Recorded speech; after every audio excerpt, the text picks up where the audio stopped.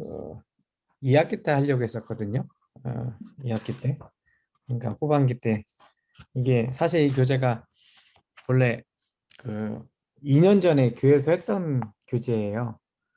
그렇죠? 정긴 그 주사님 기억나시죠? 정성일 사모님 네. 하신 예, 건데. 예, 예. 그래서 이 2년 전에 했던 건데 잘 편집을 해 놓으셨어요. 잘 편집을 해 놓으셔가지고 되게 좋은 거여서 한거 또 하면 재미없는데요. 그렇게 생각하실 수 있는데 그렇지 않고요. 그 지금 처음에 말씀드렸는데 시편을 공부를 했던 가장 큰 이유가 계속 할 거예요. 안 할 건 아니고 계속 할 건데 시편이 하나님께 드리는 기도문이거든요. 그래서 우리가 보통 기도를 그냥 내가 그러니까 사정이 급하거나 뭐 긴급한 내용들만 이렇게 보통 하곤 하는데 그게 아니고 성경에 나와 있는 기도문은 어떻게 있는지 물론 각각 여러 가지 기도문들이 있지만 그런 기도문들은 제가 주일날 설교 시간에 계속 다뤘고 그래서 지난 주일 예수님 설교 5번째 하면서 예수님 기도 5번째 하면서 어느 정도 그거는 좀 마무리를 지려고 하는데 하지만 이제 기도는 계속해서 우리가 있어야 되니까 다윗을 비롯한 여러 가지 믿음의 선배들의 기도들을 공부하고 또 같이 나누다 보면은 뭐 실제적으로 거기에서 힘도 나고 또 이렇게 기도를 해야 되는 거구나 라고 하는 통찰이 각각 생기실 것 같아서 그래서 이제 준비를 해서 했던 건데 이제 처음부터 하셨던 질문 그 뭐야 나눔 질문지가 있는지 아니면 또 실제적으로 어떻게 나누는지에 대해 그 가이드가 있는지 자꾸 물어보셨는데 이제 처음에 할 때는 그냥 그나마 예, 목사가 끌고 오니까 이제 그냥 편해 오셨는데 새로 구역이 개편되고 나서는 조금 더 어려워하시는 느낌이 들더라고요. 더군다나 또 새로 구역장님도 계시고 해서 그래서 어차피 2학기에 하려고 했던 거니까 미리 해도 되겠다 싶어가지고 이거는 이제 편한 거는 각각의 기도에 대해 그 뭐야 공과 내용들이 있으니까 이것만 쭉 읽어보면서 나눔 질문만 해도 돼서 이제 제가 그냥 실시를 하고요. 근데 순서대로 안 나갈 겁니다. 이제 이거 마지막까지 하셨어요? 마지막 20 몇 개, 20관가? 21과까지네요. 21과까지 순서대로 다 하셨어요? 조은경 집사님이 기억나시려나요? 어때요? 이거 20, 기도하는 삶과 예배하는 삶 두 번 다요. 예, 두 권 다. 네, 그래서 순서대로. 두 개 다 저는 하셨어요? 18번까지 했던 것 같아요. 여기 18번까지 했어요? 그리고 제가 빠졌는지 안 빠졌는지 모르겠는데 제 네, 옛날 거 보니까 네. 18번까지는 한 게 되어 있고 아, 네. 저희 그리고 구역도 18번까지 했어요. 네. 18번까지 했어요? 네. 그렇군요. 그럼 19번, 20번, 21번은 묵상 적인데 하면은 적이라는 거네요. 기도의 실천에 대한 내용인데 알겠습니다. 제가 그러면 참고가 되겠고요. 일단 기도로 잠깐만요. 또 한 분, 두 분, 세 분, 네 분, 다섯, 여섯, 일곱 다 오셨네요. 다 오셨네요. 저기 구역 빼놓고는 직장인 구역은 는 오늘 저녁 때 이제 보실 테고요. 기도하고 일단 시작을 하겠습니다. 하나님 감사합니다. 주께서 우리에게 함께 하셔서 언제나 작은 교회로 각각의 구역과 목장을 세워주시니 감사드립니다. 때로는 우리 구역장님, 부구역장님 같은 마음으로서 주의 목양의 일을 감당하지만 주님이 주시는 힘이 없고서는 결단코 아무것도 할 수 없습니다. 기도하고 원하오니 주께서 도우시고 함께 하셔서 주의 말씀대로 우리의 일들을 명하시고 이끄시고 함께하여 주시옵소서. 주여 주의 말씀과 주의 마음을 바라볼 수 있는 지혜의 눈이 열리게 하여 주시옵소서. 진정 주님의 사랑의 그 손길로 우리를 보시오니 그 사랑의 손길이 우리에게 우리의 머리끝부터 발끝까지 만져주시사 주의 은혜 가운데서 참된 자유를 얻으며 귀한 믿음의 구역 식구들을 위하여 기도하며 설 수 있는 중보자로서 저희의 삶을 만지시고 채워 주시옵소서. 주께 감사드리오며 예수님의 이름으로 기도드립니다. 아멘. 네. 네. 자, 기도하는 삶인데 제가 일단은 좀 설명을 몇 가지 드리도록 할게요. 그러니까 페이지 1페이지 앞에 있는 목차를 한번 보셔요. 네. 그러면은 이 21가로 되어 있는 내용이 어떻게 구성이 되어 있는지에 대해서 일목요연하게 나와 있어요. 그래서 어떤 내용을 하냐면 간단하게 보면 첫째는 큰 1번에 기도 베이직이라고 나와 있잖아요. 그러니까 기도에 대하여서 우리가 갖고 있는 어, 선입견과 또 실질적으로 어떻게 기도해야 되는지 그리고 무엇을 기도해야 될지 방해하는 요소까지 합쳐서 기도는 이런 것이다라고 하는 설명을 하고 있고요. 두 번째는 주기도문에 대한 설명을 하고 있어요. 예, 그래서 주님께서 가르쳐 주신 기도해서 그 주기도문이 사실은 굉장히 깊은 내용들이 가득 담겨져 있습니다. 그래서 성경 대열이 소열이 문답에서도 사도신경과 주기도문을 한 주에 나눠 가지고 한 두세 달 거쳐 가지고 계속해서 가르치게 되어 있거든요. 원래 신앙이요. 그래서 이제 그 내용들을 조금 더 압축해서 네 개가로 구성이 되어 있고 그다음에 뭘 기도해야 되는가라고 할 때 보통은 오대 요소라고 표현하는데 보십시오. 감사와 찬양과 자백과 회개와 간구 그다음에 중보기도는 하나로 나눠져 있어서 그래서 이 다섯 가지에 대한 내용에 대해서 구체적으로 배우고 그리고 실천할 수 있는 방법으로 중보기도까지 다루고 있는 게 기도의 구성이고요. 그 다음에 기도가 뭐냐면 사실은 제가 요즘에 계속 하고 있었던 일이 이건데요. 주일날마다 어, 성경에서는 어떻게 기도하고 있나? 그리고 신앙의 선배들은 어떻게 기도하냐라는 거죠. 그래서 사실 제가 사도 바울의 기도를 아직 안 다뤘는데 사실 사도 바울의 기도는 그, 그 저기 시편 시편이란다. 그 서신서마다 다 있어요. 선신서마다 사도 바울의 기도가 없는 곳이 없어요. 그러니까 그거 쫙 읽어보시면은 사도 바울이 그 편지를 보낼 때마다 이렇게 기도한다고 하면서 기도문들이 다 있거든요. 그래서 이것 자체가 굉장히 큰 주제이기 때문에 좀 뭐 지금 당장 다루기보다는 제가 이제 성경 연대기 하면서 좀 성경에 대한 이해를 먼저 하고서 나중에 시간이 된다면은 또 이제 후반기 정도에 다뤄보려고 이제 하는데 어찌 되었던 간에 이제 사도 바울의 기도의 내용도 한번 이야기하고 예수님 기도도 이야기하고 거기에다가 우리 초대교회가 세워지고 나가서 신앙의 선배들이 기도한 내용들이 참 많거든요. 그래서 어거스틴, 루터, 칼빈 그 시대 순서대로 말씀드린 겁니다. 어거스틴, 루터, 칼빈에 대한 기도문에 대해서 간단 일목요연하게 설명을 잘 해놨어요. 그렇게 얘기를 하고 그 다음에 실제 우리 생활에서 마지막 과가 실제 우리 생활에서 어떻게 기도해야 되는가 그 기도하는 삶의 예시들을 이렇게 이야기했죠. 그래서 기도할 때 우리가 보통 이제 우리가 익숙한 게 어떠한 기도가 제일 익숙하냐면은 통성 기도가 한국 교회에서는 제일 익숙해요. 그래서 통성 기도 안 하면 마치 기도 안 하는 것처럼 느껴지는데 사실 신앙에서 기도들은 여러 가지 방법들이 있었거든요. 그래서 거꾸로 여기에서는 통성 기도가 아닌 침묵 기도를 먼저 한번 이야기를 해본 거고요.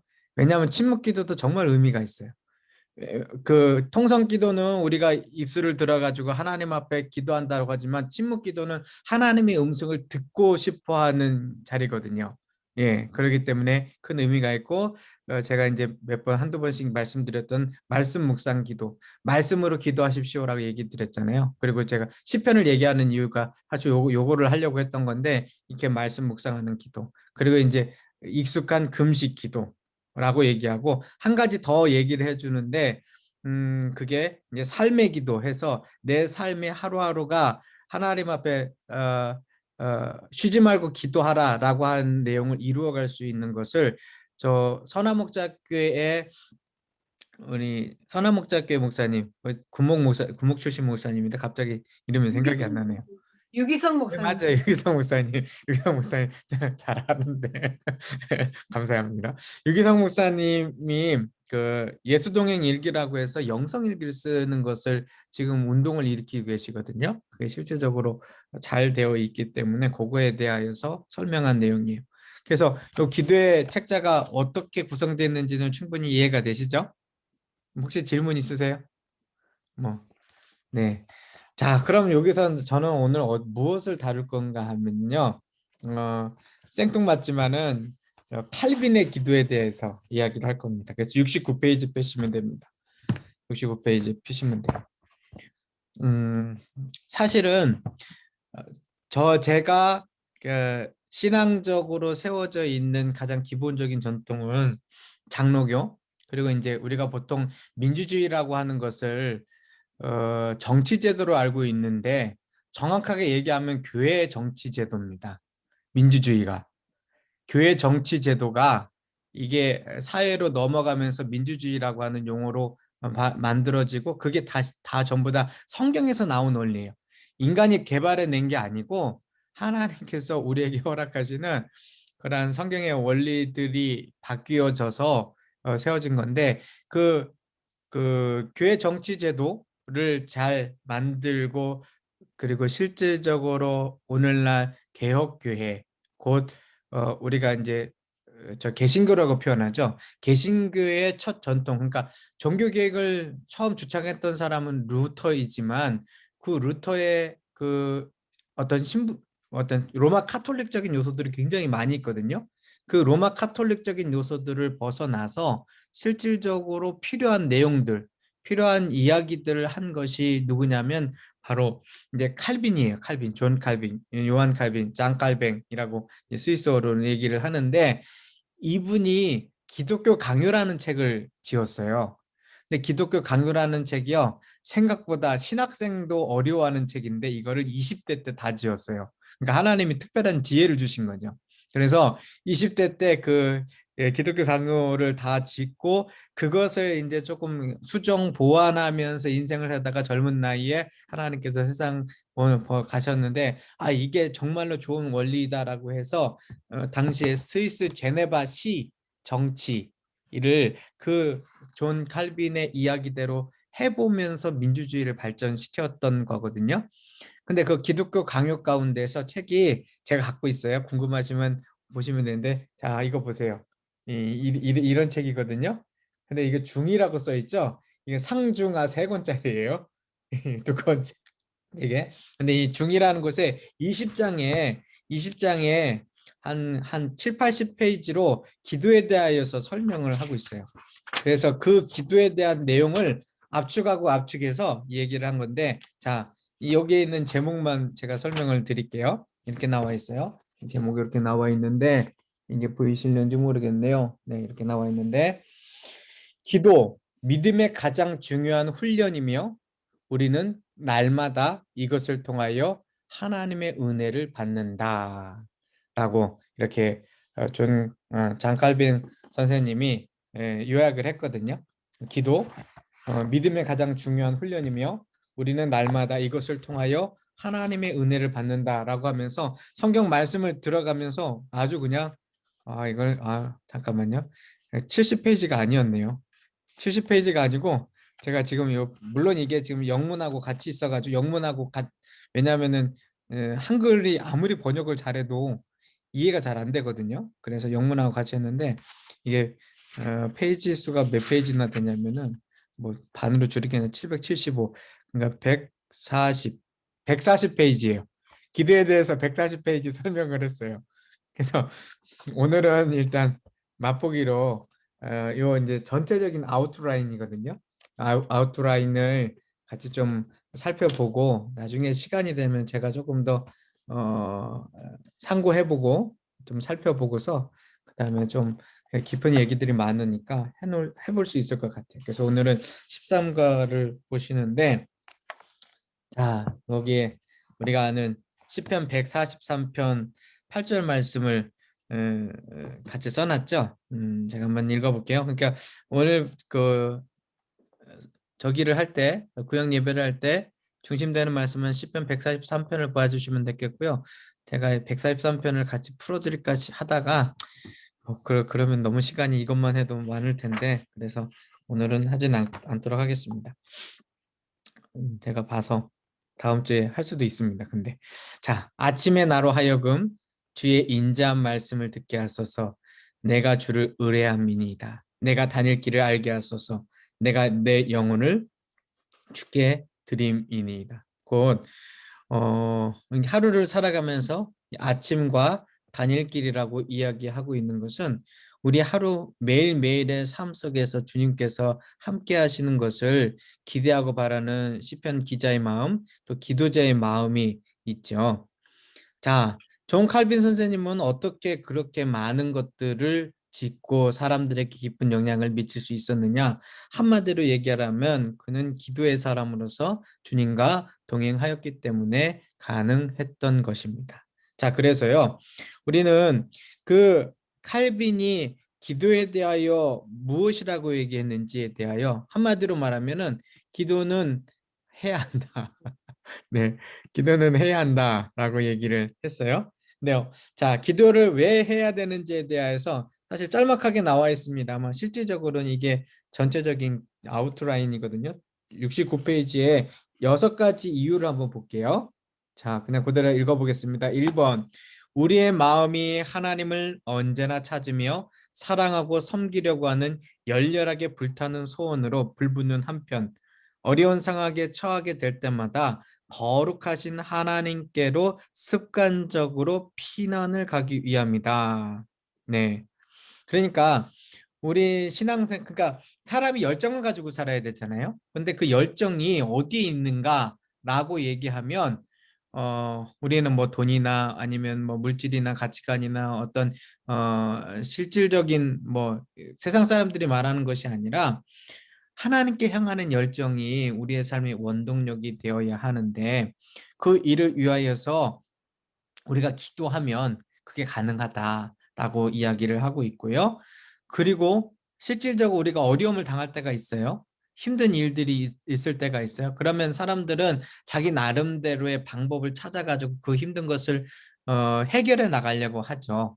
그런데 기도가 결국 하나님께로 습관적으로 피할 수 있도록 그러니까 내가 문제가 생기면 그냥 기도하지요, 기도해보지요라고 말하는 것이 그냥 입술의 이야기가 아니라 진짜 그렇게 해나갈 수 있도록 만들어가는 그러니까 이런 거 하잖아요. 우리 아이들에게 뭐 비상탈출 훈련이나 아니면 응급 상황에서 어떻게 하라라고 이야기를 하면서 가르쳐 주잖아요. 뭐 지진이 나면은 책상 밑으로 들어가서 그거 위에서 떨어지는 것들을 방제 낙하를 위험을 방지해야 된다. 건물 바깥으로 탈출해야 된다. 뭐 이러한 것들이 자동적으로 몸에 배게끔 하는 건데 기도가 우리의 삶에 어떠한 위기를 당한다 할지라도 그것에서 하나님께로 습관적으로 나갈 수 있는 통로로 만들어져 있기 때문에 그러니까 불타는 열정 또 습관적인 피난을 위하여 우리는 기도한다라는 얘기를 합니다.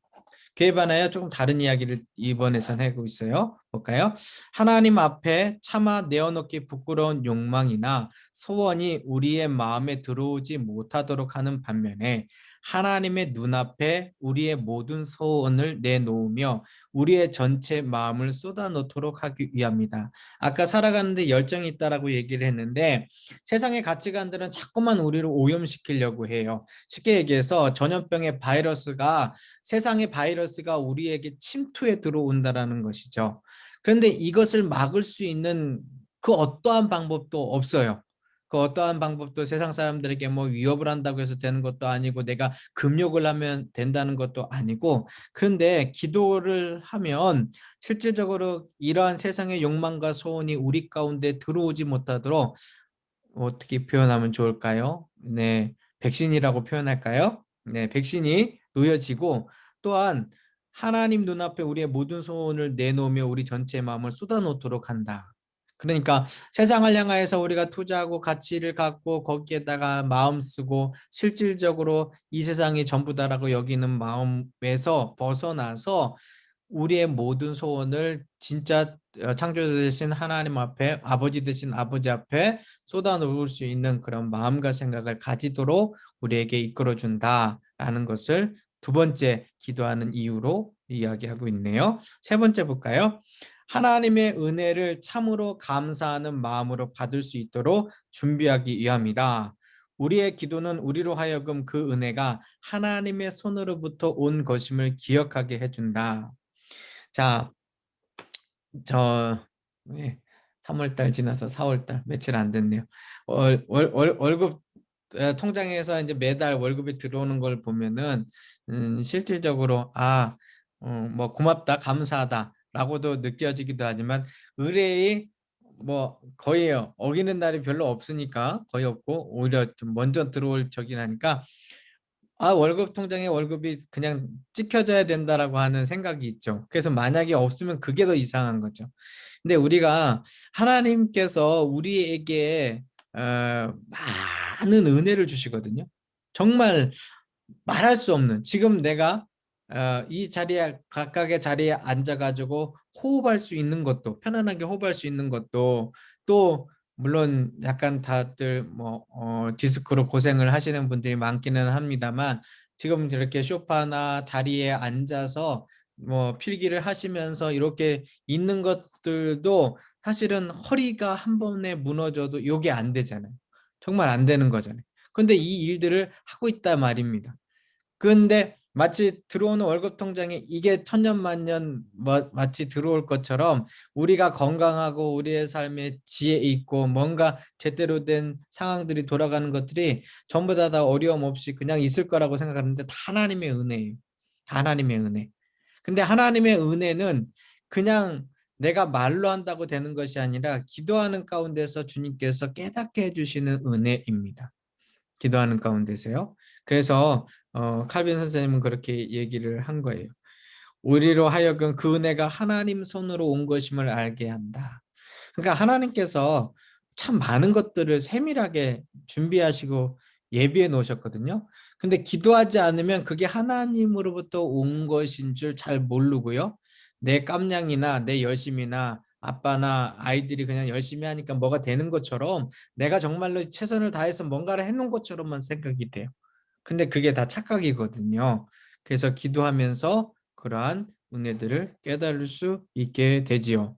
네 번째, 우리가 구하고 있었던 것을 얻고 하나님께서 우리의 기도에 응답하셨다는 것을 확신함으로써 그의 인자하심을 더욱더 열심히 명상하도록 하기 위함이다. 자, 하나님이 우리에게 응답하셔요. 들어주세요. 그런데 그 들어주시는 것 가운데 내가 기도하기 때문에 응답하신다라는 것이 확실하거든요. 뭐 이따가는 좀 다른 얘기도 합니다만 어쨌든 간에 내가 기도하기 때문에 하나님께서 응답해 주시는 게 맞아요. 그런데 그거에 대해서 내가 어떻게 아냐고요. 그거 그냥 내 마음에 소원이 있으니까 응답된 건데 혹은 열심히 하다 보니까 어느 날 그냥 합력하에 선을 이룬 거 아니야? 라고 생각을 하는데 기도하면 확신을 가질 수가 있어요. 그러니까 하나님께서 하나님의 음성을 들려주시는 것이 갑자기 소리로서 내 귓가에 아무개 네 기도 소리를 들었다. 내가 맨날 며칠에 어떻게 확인을 해줄 테니 그때 그 장소에 어떻게 가보아라 이렇게 말씀하시지 않아요. 그렇게 말씀하시지 않고 그럼 어떻게 알게 되냐? 기도하는 가운데 하나님께서 평안함을 주세요. 기도하는 가운데서 우리 마음속에 확신을 갖게 해주세요. 그럼 이게 하나님께서 응답하신 거 맞구나. 설사 하나님께서 그 깊은 손길로 우리의 삶을 매만지고 계시더라도 내가 정말 하나님께 붙들림 받았는지에 대해서 확신이 없을 수 있거든요. 그런데 우리가 기도할 때 그것이 가능하고 더군다나 하나님은 인자하신 아버지십니다. 인자하신 아버지신데 그 인자하신 아버지가 우리 곁에 계시다라는 것을 기도를 통하여서 우리는 알게 됩니다. 다섯 번째, 기도함으로써 얻어진 것들로 우리가 인정하는 것들을 더욱더 큰 기쁨으로 받아들이도록 하기 위함입니다. 여행을 갈 때요, 아무런 생각 없이 어느 날 갑자기 문득 떠나는 것도 잘하는 것일 수 있겠지만 더 좋은 거는 기대하는 마음을 가지고서 잘 준비해서 그 이상으로 효과를 얻으면 훨씬 더 좋겠지요. 공부를 하는 학생이요. 갑자기 시험을 봤는데 공부도 안 했는데 100점을 맞았어요. 물론 그것도 기쁘고 좋겠죠. 하지만 우쭐하면서 사실은 본인의 실력은 아무것도 없을 수도 있어요. 그런데 이 학생이 최선을 다해서 공부 스케줄을 잡고 그 가운데서 열심히 공부하다가 그래서 그 소기의 목적으로 100점을 맞았다 그러면은 어쩌다 우연히 맞은 100점, 잘 찍어서 맞은 100점하고는 그 값어치가 다를 거예요. 마찬가지입니다. 하나님께서 우리 인생에 뭐 좀 심하게 얘기하면 기도하지 않아도 내게 정말 필요한 것들은 다 주세요. 네.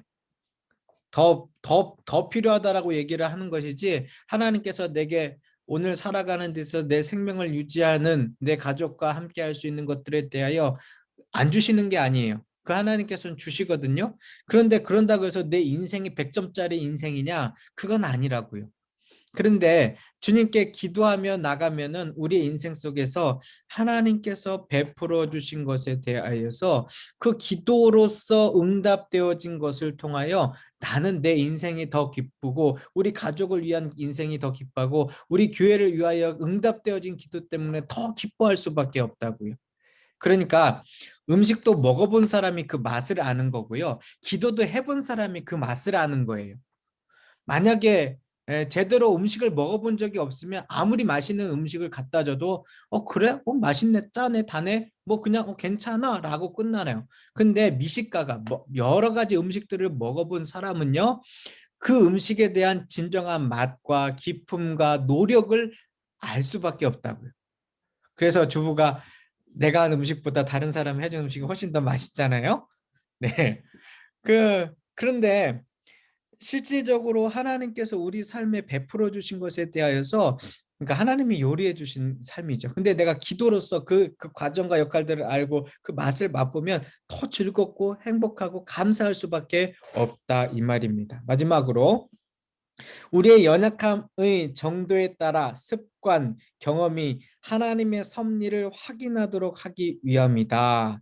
한편으로 우리는 하나님께서 우리를 결코 실망시키지 않으시며 우리가 어려움에 처해 있을 때 친히 그에게로 나아갈 길을 열어주실 뿐만 아니라 자신의 손을 펴서 그의 백성을 도우시는데 말씀으로만 달래시지 않고 실제적인 도움으로 지켜주신다는 것을 깨닫게 된다라고 얘기합니다. 자, 하나님은 깊은 손길로 우리를 만지세요. 우리의 인생에 세밀하게 지켜보세요. 그것이요, 하나님의 섭리라고 표현할 수 있거든요. 다른 말로 얘기하면 하나님의 간섭. 섭리나 간섭이나 같은 말입니다. 근데 이 하나님의 섭리가 우리의 삶에 채워져 있는데 이게 때로는 좋은 일, 편안하고 행복하고 언제나 힘 있는 일이 있을 때도 있지만은 때로는 너무나도 어려워서 이상한 가운데서 정말 하나님께서 이끌어 주시느냐라고 생각할 수가 있어요. 근데 어려운 길을 갈 때, 뭐 일이 잘 되거나 편안한 길을 갈 때는 뭐 내가 하나님 없어도 살아간다라고 뭐 이렇게 교만을 떠니까 뭐 어쩔 수 없는데, 어려운 일이 있을 때 과연 정말로 하나님께서 내 삶에 그렇게 어, 명확하게 간섭하시느냐, 세밀하게 지켜보시느냐, 다른 것으로 알 가능성이 별로 없어요. 물론 하나님의 말씀을 내 마음에 받아들이면 그 말씀을 붙들고서 무언가를 해나갈 힘이 생기는 것은 맞습니다. 그런데 그 말씀이 이렇게 얘기했잖아요. 말씀으로만 달래시지 않는다고. 내게 어떠한 그냥 뭐라고 그럴까요? 좀 아픈 사람에게 진통제를 주는 효과? 그런 것으로서 우리에게 표현하는 것이 아니라 하나님께서는 실질적으로 내 옆에서 동행하시면서 무언가를 하고 계시다라는 거예요. 그 무언가를 하고 계시는 것을 어떻게 알아가느냐? 기도로서. 기도로서 실제적인 도움을 주신다고. 기도로서 하나님께서 말씀을 하신다고요. 하나님께서 말씀하시고 기도로서 내 이야기를 듣고 계신다고요. 이게 우리가 보이지 않는 하나님을 보는 방법입니다. 그러니까 하나님을 우리가 눈앞에서 어떻게 볼 수가 없어요. 하나님께서 나타나시면 우리 전부 다 기절해서 돌아가셔요. 그렇기 때문에 하나님은 보이시지 않으세요. 그래서 그게 절대로 나쁜 것이 아니고 우리를 보호하시고 이끌어 가시는 과정이에요. 그런데 그 보이시지 않는 하나님이 계신 것과 그 하나님께서 내 인생을 깊이 연관 맺고 계신 것을 무엇으로 알게 하냐, 무엇으로 확신하게 하냐, 그게 기도인 거예요. 그래서 초대교회가 처음 세워졌을 때 마가의 다락방에서 그들이 함께 모여 기도하지 않았어요? 그리고 그 기도하는 자리 가운데 예수 그리스도의 거룩한 영 성령님께서 보혜사 성령님으로 오셔서 그들에게 하나님이 함께 계시고 보이시지 않는 하나님이 바람과 같이 떨리는 음성과 그들에게 놀라운 역사로 동행하시고 함께 하시는 것이 있었지 않았어요? 그래서 오늘까지 교회가 채워진 거 아니세요? 그런데 오늘 우리 모습 속에서는 보이는 사람들의 이야기는 들리는데 보이시지 않는 하나님의 이야기는 내가 듣고 싶어 하지도 않고 그거는 깡그리 무시하고 살아가는 것이 어떻게 보면 현대인들의 신앙의 모순입니다. 그래서 우리는 기도를 통하여서 이거를 극복해야 하거든요. 이거를 칼빈 선생님이 우리한테 아주 잘 이야기를 해주신 거예요. 네. 자, 그럼 이 6가지 이유를 배웠는데요. 이제 우리 구역 식구들하고 나눔의 질문이 있죠. 칼빈의 기도해야 하는 6가지 가운데 가장 마음에 와닿는 부분을 가지고 기도해야 되는 이유를 문장으로 써보고 함께 나눠봅시다. 자, 제가 하도 말을 많이 해서 어떤 걸 하실지는 모르겠는데 어쨌든 이 6가지 중에 내가 기도해야 되는 이유를 한번 적어보세요. 지금 적어가지고 한번 같이 좀 나눠볼게요. 그래야 나중에 할 말도 좀 더 편안하게 있을 것 같아서 한번 그 6가지 이유 중에서 뭐 한 가지를 해도 되고 다 섞어도 되고 아니면 나의 이야기를 듣고 잠깐 제가 한 1분 정도 시간을 드릴 테니까 한번 적어보세요. 네, 그냥 한 문장으로 써보라고 되어 있는데, 네. 기도는 하나님과의 관계가 계속 유지되도록 믿음과 소망을 내 속에 주시며, 네. 세상에 사는 동안 연약한 나에게 의지할 바위가 되시는 실질적인 도움이시다. 네. 이렇게 써놨어요. 예, 잘하셨어요. 네. 실질적인 도움. 네, 마음에 와닿네요. 감사합니다. 또 말씀해 주세요. 알았어요. 기도는 하나님의 기쁨이 우리의 기쁨인 것을 알게 하는 통로다. 기뻐하며 살아야 하는 인생이 기도 없이 기쁠 수 없다. 좀 내용들을 요약을 하면서 이건 뭐 정답이 절대 아니고요. 개인적으로 네, 제가 아내한테 가장 많이 듣는 얘기 중에 한 게 당신은 인생의 즐거움이 뭐냐고 물어보면 네, 저하고는 재미가 없다고 하거든요. 근데 예, 저는 재밌거든요. 저는 재밌는데 그래서 이렇게 한번 써봤습니다. 자, 그럼 어떻게 우리의 기도가 원리들이 있는가라고 얘기하면은 사실은 4가지의 기도의 원리가 있어요. 5개를 써놨지만 4가지의 기도의 원리가 있는데 이제 그거에 대해서 다음 페이지에 조금 더 다뤄보도록 할게요. 첫 번째 기도는요. 하나님에 대한 두려움에 경외가 있어야 한다. 왜냐? 그 첫 번째 줄 이렇게 나와 있죠. 기도란 우주를 다스리는 전능하신 하나님을 독대하는 것이다. 따라서 기도하면서 경외의 실종보다 더 끔찍한 사태도 없을 것이다. 라고 얘기를 합니다. 그 하나님에 대한 두려움이 기도의 처음에 있어야 된다고 하는데 이거는 사실 당연한 얘기인데 오늘날 현대를 살아가는 우리한테 정말 부족한 부분이에요. 그러니까 음, 그러니까 보이시지 않는 하나님이니까 막대해도 되는 하나님이라고 착각을 해요. 근데 하나님은 인격적인 분이세요. 무슨 얘기냐? 그 하나님의 위격이 우리에게 다가올 때 우리가 얼마나 그 하나님을 존중하고 의지하느냐에 따라서 하나님도 우리에게 말씀하시는 겁니다. 그래서 칼빈은 그 밑에 쭉 내려보시면 그 나는 바로 위에 이렇게 적혀져 있어요. 칼빈은 이러한 경외함이야말로 기도의 핵심부에 해당된다고 이야기했다라고 이야기를 합니다. 그러니까 기도하는 가장 큰 이유, 여기 안에 있는 내용 같이 다 읽으셔도 돼요. 시간이 없어서 그냥 넘어가는 거예요. 그 기도하는 가장 큰 이유는 하나님이 경외로우신 하나님이기 때문에 우리가 기도하는 겁니다. 그러니까 우리가 친구한테 이야기하는 것이 아니고 하나님 앞에 그 놀라운 권능과 은혜가 오늘 내가 독대하며 주님 앞에 선다라는 마음과 자세를 가지고 기도를 하게 되죠. 그래서 여기 나눈 질문이 이렇게 하나가 있네요. 기도하는 가운데 하나님에 대한 경외로 두려움을 느낀 적이 있나요? 혹시 있으세요? 역시 시킬까 봐 조용하신 건가요? 네. 하나님을 경외하는 삶이라고 하는 것은 우리가 주님께 하는데 그대로 응답되어지거나 정말로 소름 돋을 정도로 하나님께서 딱 채우시고 함께 하시는 것을 볼 때 이러한 일을 겪을 때가 많습니다. 혹은 내가 마음의 소원을 가지고 주님 앞에 이야기하기도 전에 응답하시는 경우도 있고, 내가 생각했던 것보다 더 대단하게 역사하시는 것들을 볼 때에 이러한 모습이 있을 때가 있어요. 두 번째, 우리의 기도의 내용이 힘이 무엇이냐? 기도하는 원리가 회개입니다. 회개. 자, 회개는 기도의 동기이자 열매입니다라고 설명하죠. 자, 한번 내용을 보겠습니다. 우리가 칼빈은 어떤 경건한 행위로 하나님을 기쁘게 해드릴 수 있다거나 경건한 행위 자체를 주님이 좋아하시기 때문에 기도를 들어주신다는 식의 발상을 단호하게 배격을 했습니다. 라는 문장을 첫 번째 써놨어요. 이게 일반적으로 종교적인 기도의 모습입니다. 무슨 얘기냐?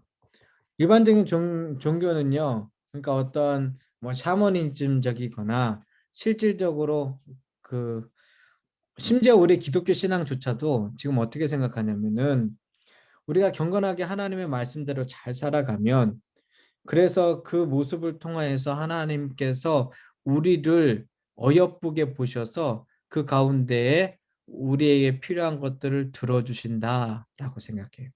근데 이게 종교개혁의 정신하고는 어울리지 않습니다. 자, 우리가 경건하게 살았기 때문에 하나님께서 응답하시느냐? 아닙니다. 그럼 뭐냐? 그 다음에 보십시오. 그 다음 문장인데요. 스스로의 허물과 연약함에 정직해야 합니다. 그래서 얼굴에 가면을 뒤집어 쓰는 허구를 무슨 수를 써서라도 피해야 합니다. 하나님의 은혜와 용서만이 유일한 희망임을 알고 두려움, 허무, 부족함을 솔직히 인정하면서 그분 앞에 나와야 합니다. 거지 같은 성향을 가지고 주님 앞에 서야 한다는 것입니다. 그저 가식을 남김없이 털어버리고 허위에서 벗어나라는 말입니다. 자, 우리가 아무리 경건하게 산다고 할지라도 하나님의 경건 가운데도 없을 뿐더러 남 앞에 보여지는 경건이지 실질적으로 우리의 삶에 경건한 모습은 없습니다. 없다고 해도 과언이 아닙니다. 오히려 하나님 앞에 나아갈 때는 내가 이렇게 연약하고 죄인이고 내가 하나님 앞에 서지 못한 죄스러운 인간입니다라는 것이 내가 하나님 앞에 나아가는 유일한 통로가 될 수 있어요. 그러니까 세례 요한이 회개하라 천국이 가까웠다라고 얘기를 하지, 경건하게 살았냐 천국이 가까웠다라고 말하지 않았어요. 예수님도 그 말씀이시고요. 주님께서 우리에게 돌이키는 자의 기도는 응답하시지만, 자, 과부와 바리새인의 기도를 예수님께서 비교하셨죠. 바리새인요, 우리가 보기에 정말로 삶도 그렇고 그가 기도한 내용도 나무랄 데가 없어요. 내가 저 과부처럼 살지 않았습니다. 이 말은 처음에 우리가 생각할 때게 교만하구나라고 생각할지는 모르겠지만은 실질적으로 그렇게 이야기할 수 있을 만큼 경건한 삶으로 살아가도록 노력하며 살았습니다라고 하는 그 이야기도 되거든요. 금식하고 주님 앞에 11조 드리고 정말로 하나님 앞에 기도하면서 예배드리는 자로서 내가 살았습니다. 주님 이게도 받아주세요. 얼마나 좋습니까? 근데 사실 우리 마음도 대부분 그러하거든요. 뭔가 소원이 있으면 40일 작정 기도. 하나님 이렇게 내가 작정 기도하면서 하는데 하나님 이 소원 들어주셔야 되는 거 아니에요? 그런 마음이 기본적으로 밑에 깔려 있는 거잖아요. 그런데 40일 작정 기도하면서 우리가 발견해야 되는 건 뭐냐면 나의 죄성이, 나의 허물이 주님 앞에 나아갈 때 내 안에 있는 내가 어찌할 수 없는 이 연약한 모습들에 대하여 하나님께 고백하는 것을 발견하고 그 가운데 주님이 깨트리게 하시는 것들 깨져가는 것이 우리가 해야 할 일인데, 우리가 잘못 생각하면은 마치 내가 40일의 기간 동안 아침 금식하면서 주님께 기도하지 않았습니까? 내가 기도하면서 하나님 앞에 응답을 간구하고 바라보지 않았습니까? 라고 우리들의 마음속에 생각을 하는 거죠. 근데 그거는 종교개혁의 정신이 결단코 아닙니다. 거지 같은 성향이라고 표현했는데 말이 이렇게 표현해서 좀 어색할 텐데요. 실질적으로 내 안에 있는 가식을 털어버리는 시간이 어떻게 보면 작전 기도하면서 애써가는 시간인 거예요. 그래서 하나님 제발 응답해 주세요라고 하는 것은 나중에 갈수록 뒷전으로 밀려가고, 하나님 내가 이렇게 죄인이었습니다. 내가 이렇게 부족한 사람입니다라고 말하는 것이 필요합니다. 자, 70페이지면 하단 그래프 파라그래프를 보시면 성경이 죄라고 부르는 것들을 온전히 자신이 인식하기 전에는 우리는 허구로 살아갈 수밖에 없다라고 얘기합니다. 겉껍데기를 가지고 살아간다는 거예요. 그런데 하나님께서는 원하시는 마음이 뭐냐면 온전한 마음입니다. 어떻게? 하나님 앞에 나아가는 온전한 마음. 그래서 71페이지에 중간에 첫 번째, 두 번째를 보시면 이렇게 얘기합니다. 온전한 마음으로 찾기만 하면 그분은 어김없이 만나주신다. 그러므로 올바른 기도에는 회개가 따라야 한다 라고 얘기합니다. 자, 이렇게 생각하시면 되겠어요. 우리가 하나님께서 우리에게 은혜의 선물을 주시려고 해요. 그런데 내가 하나님 앞에 은혜의 선물을 주실 때 그 선물을 받을 그릇이 있어야겠죠. 내 마음의 그릇, 내 영혼의 그릇이 있습니다. 그런데 우리가 이 하나님의 은혜를 가득 받으려면 어떻게 해야겠어요? 이 그릇이 비어 있어야 돼요. 이 그릇이 비어 있어야 하나님의 은혜가 채워지면 그거를 받을 수 있어요. 그런데 평소에 우리는 어떻게 되어 있느냐? 죄로 가득 차 있어요. 죄로 가득 차 있어가지고 이 그릇을 아무리 하나님께 나가도 이 그릇이요, 우리가 위선적으로 마치 내 그릇은 비어 있고 하나님 앞에 서 있다라고 보일 수 있을지 몰라도 하나님은 정확하게 아시거든요. 근데 내 죄 그릇으로 죄가 가득 차 있어가지고 하나님께 나가서 은혜가 부어지더라도 이게 자꾸만 옆으로 흘러 넘치기만 하지 내 그릇에는 담겨지지 않는 거예요. 내 영혼의 그릇에는 담겨지지 않는 거예요. 그러면 하나님의 은혜를 어떻게 담아야 될까요? 당연히 이 그릇 안에 있는 죄의 그릇을 죄를 다 쏟아 버려야 됩니다. 다 쏟아 버리면 쏟아 버릴수록 이 안에 하나님의 은혜가 담길 수 있는 거예요.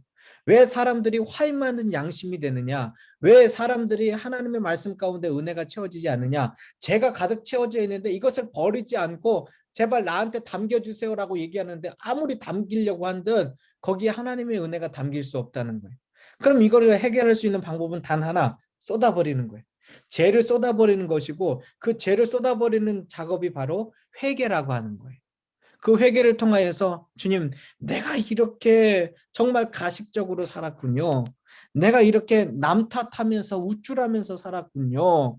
내가 나 자신에 대한 연민으로 가득 차 있었고 영적인 교만이 가득 채워져 있었군요. 내가 나의 합리화를 하면서 내가 살아갔군요.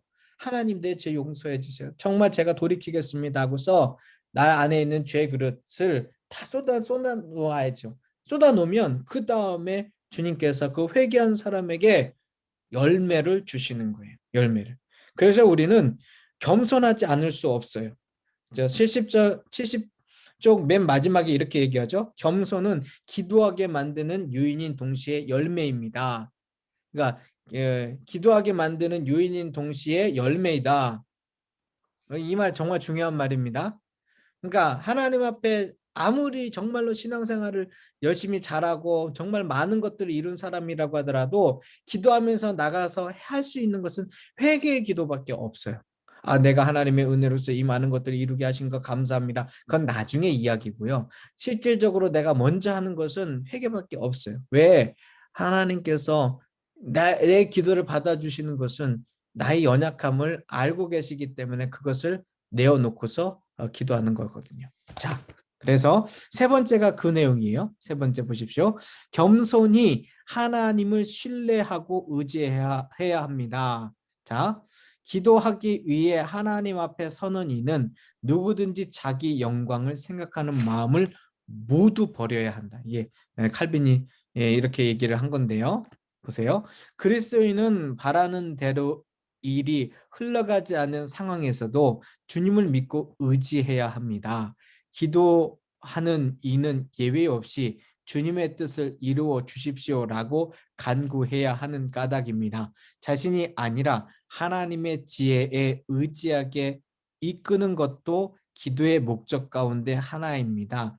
이런 것들이 제게 필요합니다. 하지만 하나님이 최선을 알고 계십니다라고 고백해야 합니다. 기도를 통해 모든 필요와 소원을 주님의 손에 맡기는 것입니다.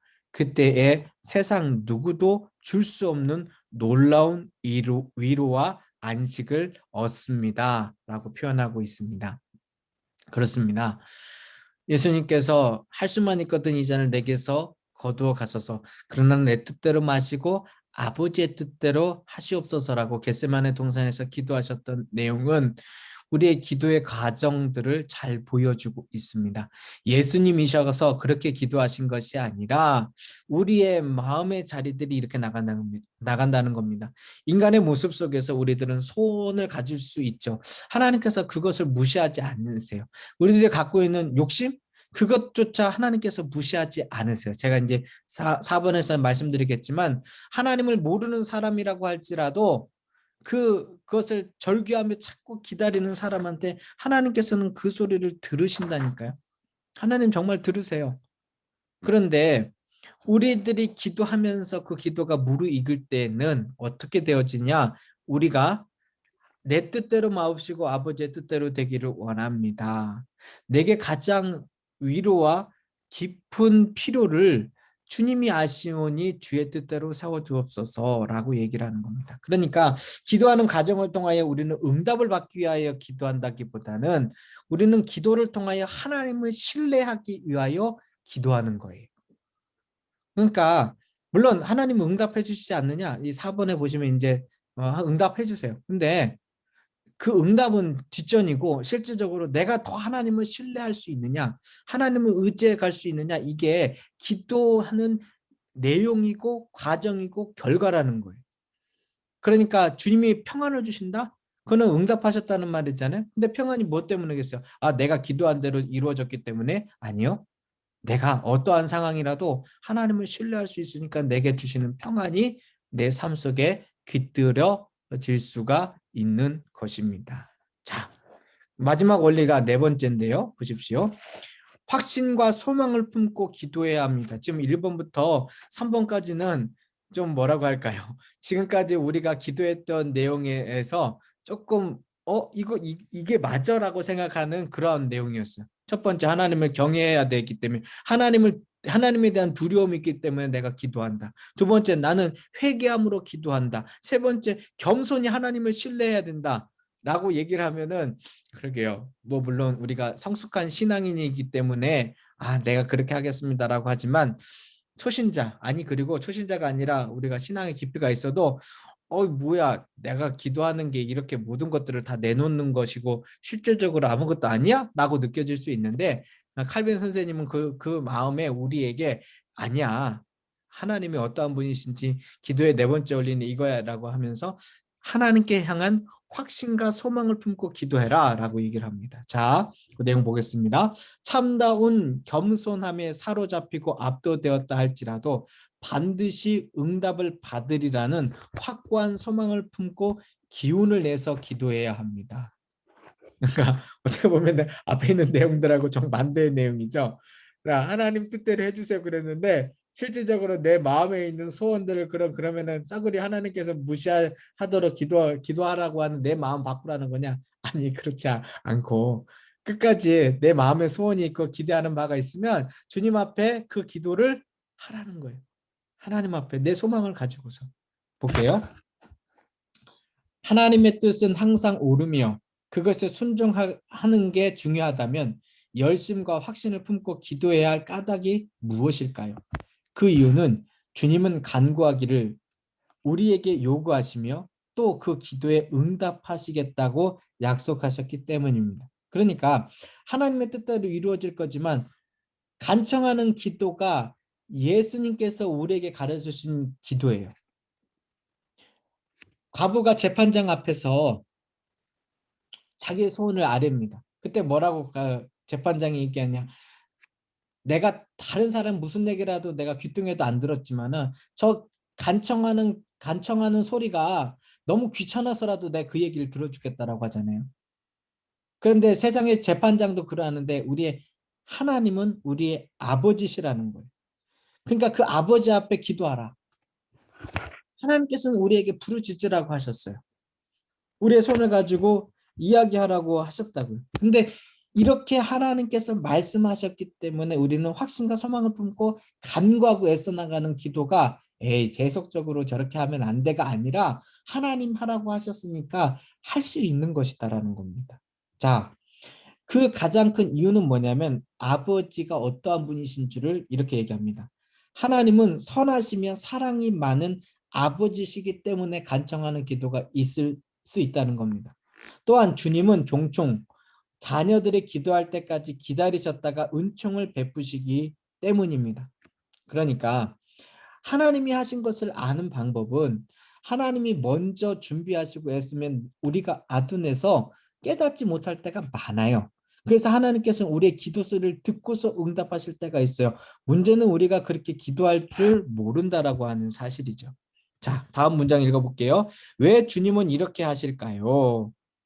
그것은 따로 구하지 않고 선한 것들을 받으면 내심 스스로 똑똑하거나 열심히 일해서 자신이 얻은 열매로 생각하기 쉽기 때문입니다. 이러한 태도는 부지중에 하나님으로부터 받은 선물이 도리어 해악을 끼칠 수 있습니다. 제 힘으로 무엇이든지 할 수 있다는 착각을 더해 과신을 갖게 하고 마침내는 실패에 이르게 하기 때문입니다. 5만 번 기도 응답을 받은 조지 물러가요. 처음부터 끝까지 하나님께 응답을 받아서 언제나 겸손하게 하나님께 간구했어요. 그때 그 수많은 고아들을 먹여 살릴 수 있는 하나님의 은혜들을 계속해서 부어 주셨거든요. 하나님께서 그냥 알아서 때마다 허락하셨어도 돼요. 실제로 그렇게 하실 수도 있는 분이고. 그러나 하나님께 그렇게 수없이 기도하고 응답받음으로 말미암아 하나님께 간절히 간구하는 기도를 하나님은 결단코 멸시하지 않으신다라는 것을 우리는 알게 된 것이죠. 자, 4가지 원칙에 대하여 말씀드렸죠. 하나님을 경외함, 회개함, 겸손히 나아감, 그러나 확신과 소망을 가지고 나아간다. 이게 기도에 칼빈이 가르쳐준 4가지 원칙인데요. 근데 여기에 모든 것들에다가 한 가지 진짜 원칙이 있어요. 진짜 원칙. 이게 사실은 진짜 원칙인데 그게 5번째. 5번째 볼까요? 참된 기도는 은혜 속에 이루어집니다. 라고 얘기합니다. 자, 봅시다. 제대로 기도하는 필요한 4가지 원칙에 관해 지금까지 설명한 내용들은 하늘이 두 쪽 나도 지켜져야 할 철칙이 아니다. 이제 칼빈이 그렇게 얘기를 했는데요. 내용이 뭔가 볼까요? 지금까지 이야기한 것 모두 뒤집는 것 같지만 실제는 그렇지 않습니다. 실제로 한 점 흠 없이 올바르게 기도했던 이는 어디에도 없습니다. 그래서 5번째 원칙은 은혜의 원칙입니다. 그러니까 기도의 진짜 원칙은 이 은혜의 원칙이라고 켈빈 선생님은 이야기하고 있죠. 하나님의 자비가 없다면 누구도 마음 놓고 기도할 수 없을 것이기 때문입니다. 칼빈은 그리스도인들에게 원칙을 잘 따르면 응답받을 만한 가치 있는 기도를 얻는다는 결론을 내리면 안 된다고 경고합니다. 우리는 어떤 말과 행동으로도 하나님께 나아갈 자격을 얻을 수 없습니다. 단 뭐만? 오직 은혜로만 가능합니다. 즉 인간의 행위가 아니라 그리스도의 구원 사역으로서만 가능하다는 것입니다. 자, 이게 무슨 얘기냐면요. 우리가 기도할 때 우리가 하나님을 경외하고 겸손히 나아가고 하나님 앞에 회개하며 나아가며 우리의 소원을 가지고 애써 나간다 라고 그 기도들이 있어요. 근데 이것들은요 부차적인 거예요. 결국은 기도라고 하는 것은 하나님이 응답하시고 하나님께서 우리에게 부어주시는 것이 있어야 되는데 그 하나님이 응답하시고 부어주시는 게 뭐냐? 그게 하나님의 은혜라는 거예요. 자, 이거를 설명을 그 다음 페이지에 전등 스위치라고 하는 것을 들어서 설명을 했어요. 봅시다. 전등 스위치를 올리면 72페이지요. 전등 스위치를 올리면 전구에 불이 들어옵니다. 그렇다면 스위치가 전구에 에너지를 공급하는 것일까요? 그렇지 않습니다. 빛은 전기에서 나왔습니다. 스위치는 에너지 자체가 아니라 전구를 동력원과 연결시켜주는 장치일 뿐입니다. 기도 역시 마찬가지입니다. 하늘 아버지께 나갈 자격을 주는 것이 아닙니다. 그것은 예수님께서 하신 것입니다. 하지만 은혜로우신 하나님의 뜻을 쫓는 기도는 우리를 하나님과 연결시켜 줍니다. 겸손한 마음으로 기도하지 않거나 조급하게 이것저것 해주시기를 구하는데 급급하다면 그분과 연결된 고리는 끊어집니다. 반면에 하나님이 들어주실 거란 확신이나 소망을 품지 못하고 간구한다면 그분의 임재를 느끼는 감각이 차단됩니다. 어느 쪽 실수를 범하든 예수님의 이름으로 기도하는 데 실패하고 맙니다. 결국 우리가 이 네 가지 것들이 잠깐의 스위치는 될 수 있을지언정 이게 전부의 기도의 동력이 아니라는 거예요. 우리가 연결될 것은 결국 하나님께서 주시는 것이 연결돼야 되는데 그 연결되는 것이 무엇이냐면 예수 그리스도의 이름의 은혜라는 거예요. 자, 그래서 질문들을 이렇게 두 가지를 나눠보라고 하고 있어요. 나는 때로 기도의 응답이 나의 기도의 능력이라고 생각하지는 않았었나요?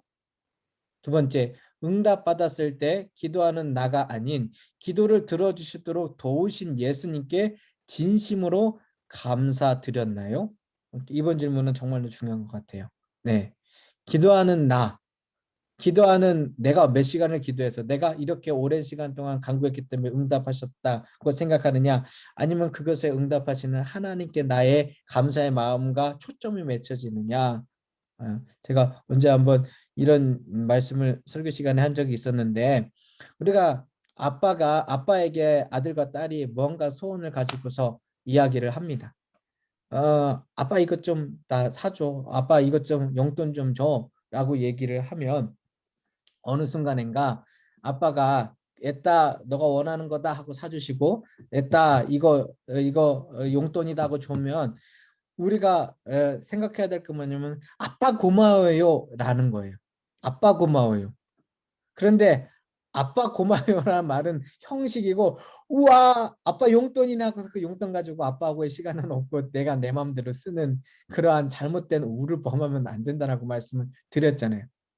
우리의 기도는 하나님께 기도를 들어주시는 예수님께 예수의 이름으로 기도하는 것에 대하여 우리가 감사하고 그 주님께 매달리고 의지하고 온전하게 나가는 것이지, 들어진 응답 때문에 내 생활이 취하거나 마비돼서는 안 된다라는 겁니다. 자, 그래서 72페이지 그 나눔 다음에 이렇게 적혀져 있어요. 예수님의 이름으로 기도하는 건 요술 주문 같은 것이 아닙니다.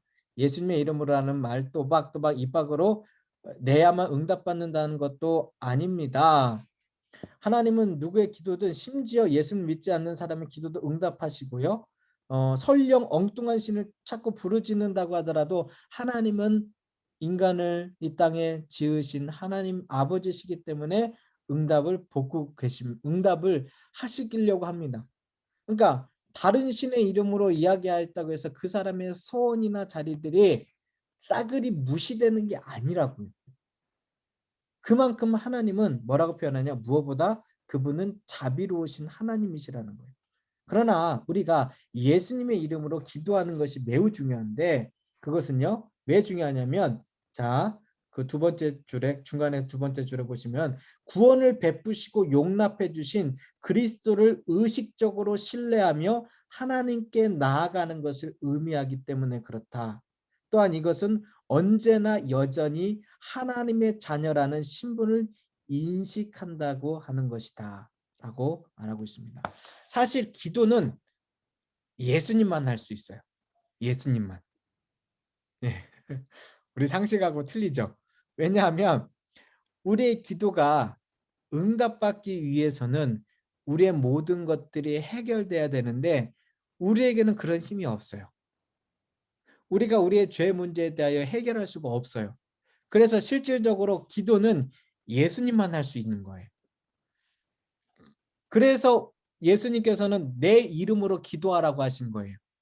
그러니까 우리가 생각할 때는 내가 어째도 아무 때나 뭐 기도하면 되지라고 생각하지만 실제 그 기도는 예수님이 하시는 기도가 진짜 기도고 그 외의 기도들은요 덧없는 기도가 될 수 있어요. 그런데 놀랍게도 예수님만 기도하실 수 있는 것이 예수님께서 우리를 위하여 십자가를 지시고 모든 죄값을 대속해 주심으로 말미암아 그 이름으로 우리도 기도할 수 있는 하나님께 기도할 수 있는 특권을 주신 겁니다. 네. 예수님이 어린아이와 같이 순종하며 하나님께 나아가셔서 그 기도의 응답을 이루신 것처럼 우리에게도 그 예수님이 우리 안에 계셔서 하나님 앞에 기도할 수 있는 특권을 주신 겁니다. 이런 특권을 받았는데 기도하지 않는 것이 얼마나 바보 같은 일인지 알 수 있겠죠. 예. 우리를 위하여 중보하시는 예수님. 그 중보하시는 예수님이 있기 때문에 하늘 보좌 우편에 앉아서 지금도 우리를 위하여 기도해 주시는 그 주님 앞에 그 예수님의 이름으로 우리는 기도하며 나가는 것입니다. 그것이 지금 마지막에 얘기하고 있는 은혜로만 참된 기도는 은혜 속에서 이루어집니다라고 하는 내용의 모습입니다. 자, 마지막 질문은 그렇게 되어 있네요. 나의 칼빈의 기도 원리 가운데 새롭게 깨달은 것이 있으면 어떤 것인가요? 나의 기도 가운데 더욱 붙잡아야 할 기도에 대한 깨달음은 무엇인가요? 라고 물어보고 있고요. 이 원리를 녹아가지고 128페이지에 하루의 중요한 장면마다 칼빈이 했던 기도를 토대로 한 매일 기도문을 자, 예시문으로 작성을 해놨어요. 일단 128페이지 한번 넘어갈게요. 제가 이 내용을 다 하지는 않을 테고요. 있다고 말씀을 드리면서 128페이지? 128페이지가 아니고 126페이지 죄송합니다. 네, 안내하고는 조금 다르지만 126페이지 보면은 칼빈의 기도문이 적혀 있어요. 그래서 잠자리에서 일어나자마자 하는 기도, 내 일과를 시작하면서 하는 기도, 식사를 이제 점심 드시고서 하는 기도, 잠자기 전에 하는 기도. 그러니까 하루의 삶에서 이렇게 내가 기도로서 하나님과 동행하며 나아가는 것을 이렇게 기도문이 있는데요. 이거 좋은 겁니다. 네, 제가 자녀들을 위해서 기도를 하시라고 했는데 네, 조회수가 별로 안 올라가는 거 보니까 굉장히 열심히 기도를 나름대로 하시든지 아니면은 기도를 멈췄든지 그런 것 같아요. 네, 그 저기 뭐야 유튜브에 조회수 말하는 겁니다. 기도에 저 조회수가 별로 안 올라가요. 그래서 열심히 나름 다 외워서 하시나 보다. 그런데 저는 새벽에도 아이들 위해서 기도할 때 그 유튜브 틀어놓고서 기도했거든요. 왜냐하면 제가 별로 저기가 없어가지고 그 지혜가 없어서 전 안 외워져요. 근데 요 기도문을 가지고서 한번 또 기도하는 습관들을 한번 해보셨으면 좋겠습니다. 자, 일단 이 본문에 대해서는 설명은 여기까지 드리도록 하고 혹시 질문 있으세요? 질문 따로 없으시군요. 그러면은 제가 좀 몇 가지를 말씀을 드리도록 할게요. 126페이지 앞쪽에 넘어가면 124페이지에 중보기도 요청 카드라는 게 있어요. 사실 이게 기본적으로 중보기도하는 그 기본적인 샘플이고 양식이거든요. 근데 우리 박미경 권사님께서 잘 우리 교회 거를 잘 만들어 주셨어요. 그래서 제가 어제도 말씀을 드렸지만은 그러니까 일반 기도는 3개월간 기도의 응답이 이루어질 것들에 대해서 보통 이야기하는 것이고요. 긴급 기도는요. 1개월 안으로 기도가 이루어질 것을 보통 기준으로 삼아요. 네. 그리고 기도 응답된 것은요. 그 당사자 우리 구역 식구들이 본인들이 적어서 내는 겁니다. 그래서 우리 요 기도 샘플을 가지고 기도 샘플이 한다. 기도 그 중보기도 카드 긴급 기도 제가 일반 기도 카드를 가지고서 뭐 제가 생각할 때는 직접 이게 화면이 공유가 되나? 제가 한번 되네요. 네, 공유. 자, 이렇게 지금 만들어져 있잖아요. 보이시죠? 1개월짜리 일반 기도 카드에다가는 그 여러 얘기를 듣고 적어 주셔도 좋겠고요. 잘 모르면은 한번 이렇게 이 부구역장이 우리 구역 식구들 위해서 기도하려고 합니다. 이 기도의 내용을 좀 알려주세요 하고서 직접 적으셔도 돼요.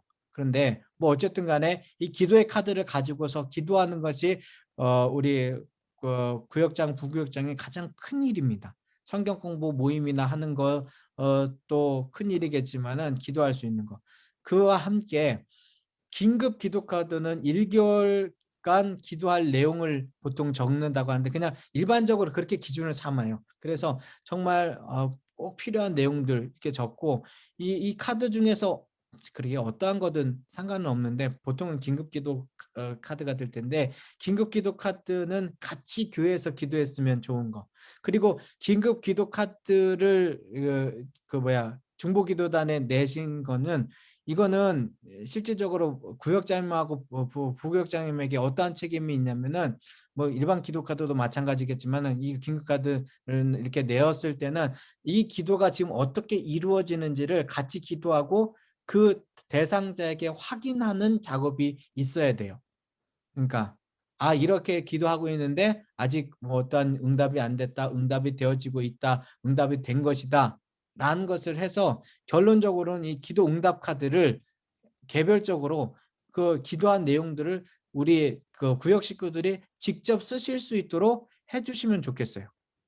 기도는 구역장님이 하실 수 있고 본인이 할 수 있겠고 뭐 다 누군가 할 수 있겠죠. 하지만 기도 응답 내용들은 이제 본인들이 응답받은 내용일 테니까요. 이 기도의 응답의 내용이 많아지면 많아질수록 하나님께서 살아계시고 함께 하신다는 걸 알게 되고 기도의 불이 더 붙을 수밖에 없습니다.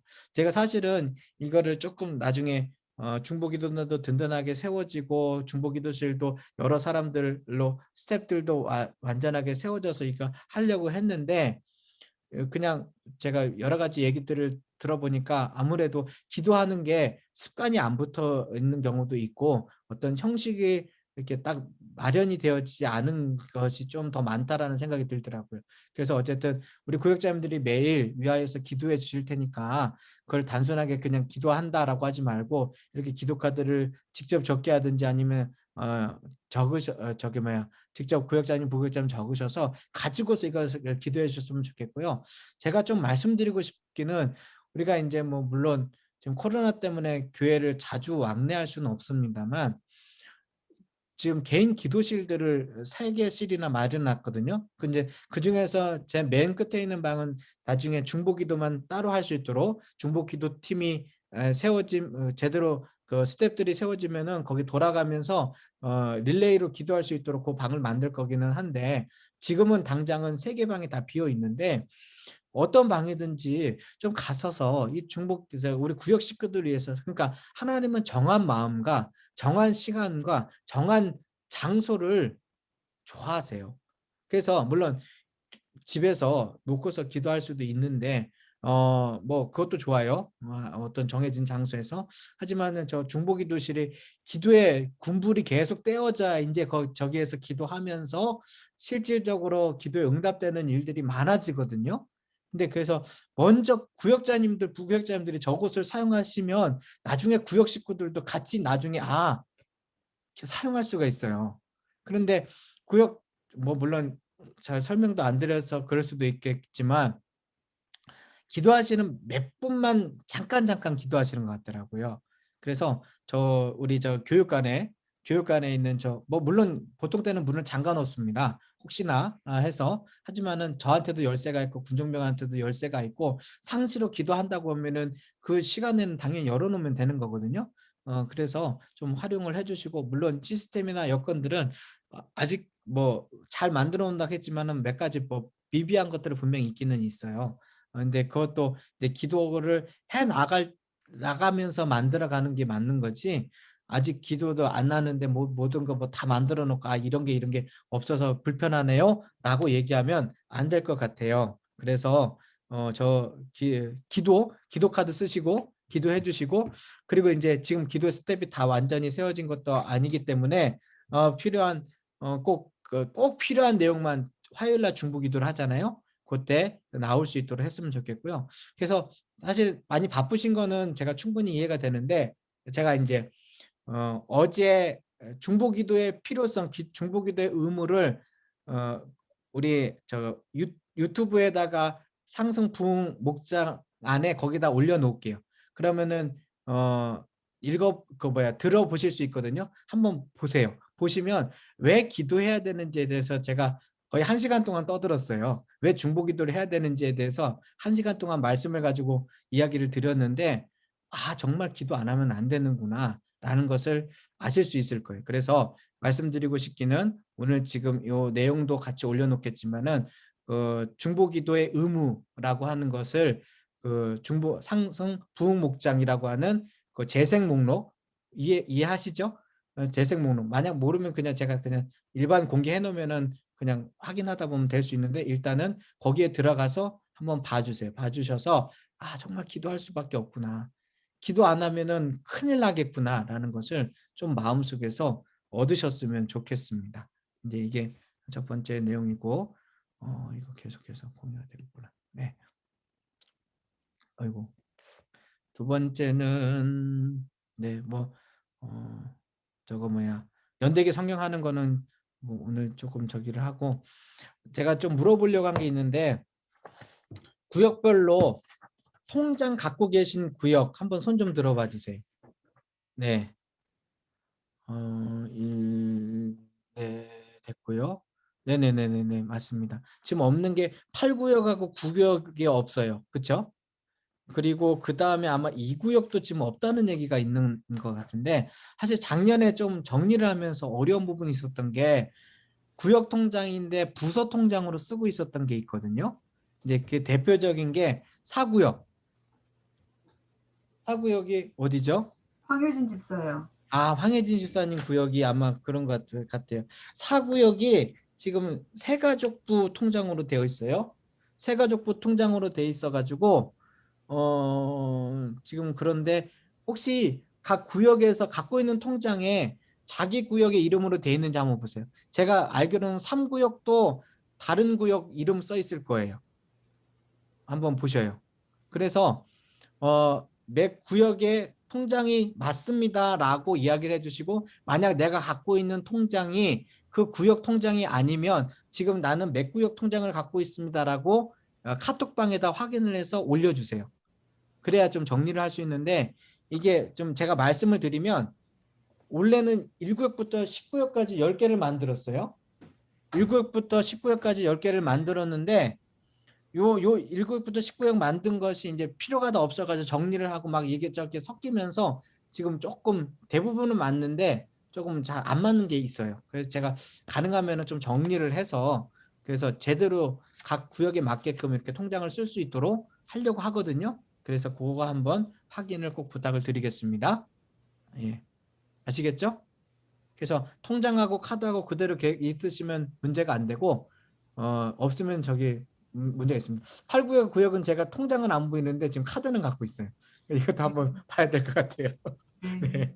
그래서 제가 10구역까지는 필요 없을 거라고 생각해서 10구역은 제가 없앴거든요. 작년에 사실은 제가 오자마자 사실 엄청난 것들을 많이 했었어요.